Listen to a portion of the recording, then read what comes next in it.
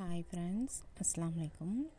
இன்றைக்கி நான் என்ன பார்க்க போகிறேன்னா, இன்ஸ்டண்ட்டாக சிவப்பரிசி புட்டு எப்படி செய்யலாம்னு தாங்க பார்க்க போகிறேன். இது வேகலாம் வைக்க தேவையில்லைங்க, ஈஸியாக சூப்பராக செஞ்சிடலாங்க. இப்போ வாங்க இதை எப்படி செய்யலான்னு கிச்சனுக்கு போய் பார்க்கலாம். டேஸ்ட்டும் அவ்வளோ அட்டகாசமாக இருக்கும். நான் இப்போ ஒரு பவுல் எடுத்து வச்சுருக்கேன், கிண்ணம் எடுத்து வச்சுருக்கேன். அதில் ஒரு கப் அளவுக்கு சிகப்பரிசி அந்த புட்டு மாவு இருக்கு இல்லையா, அதை இதில் போட்டிருக்கேன். இப்போ நான் ஒரு கப் எடுத்துருக்கேன்னா அதுக்கு 1.5 கப்பு நல்லா கொதிக்க வச்ச தண்ணி இருக்கு இல்லையா, அதை இதில் ஆட் பண்ணுங்க. நல்லா கொதிச்சிருக்கணும். கொதிச்சிருக்கிற தண்ணியில் ஒரு 1.5 கப்பு, ஒரு கப்பு புட்டு மாவுக்கு 1.5 கப்பு தண்ணியை போட்டு நல்லா இதை மிக்ஸ் பண்ணி நல்லா அமுத்தி விட்டு ஒரு 10 நிமிஷம் அப்படியே மூடி போட்டு அப்படியே விட்டணுங்க. சூப்பராக இருக்குங்க இந்த புட்டு. இன்ஸ்டண்ட்டாக செஞ்சிடலாம், வேக வைக்கணும்னு அவசியம் இல்லை, அவ்வளோ சூப்பராக இருக்கும்.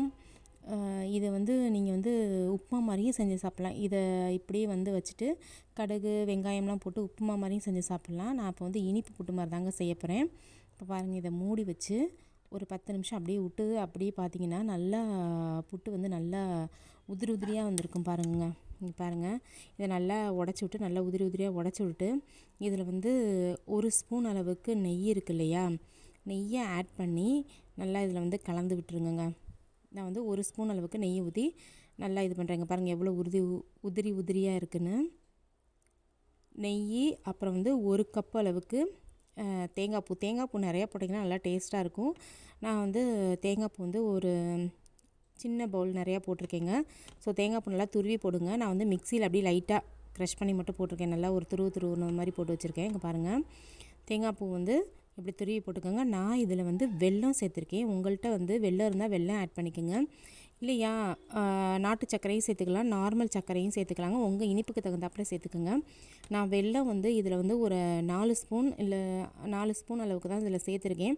எங்களுக்கு அதில் இனிப்பு போதும். உங்களுக்கு இதுக்கு மேலே வேணும்னா நீங்கள் ஆட் பண்ணிக்கலாம். சூப்பராக இன்ஸ்டண்ட்டாக ஒரு 15 நிமிஷத்தில் இந்த புட்டு ரெடி ஆயிருங்க. காலையில் பிரேக்ஃபாஸ்ட்டுக்கு நல்லாயிருக்கும். குழந்தைங்களுக்கு ஸ்நாக்ஸும் இதை கொடுத்து விடலாம்.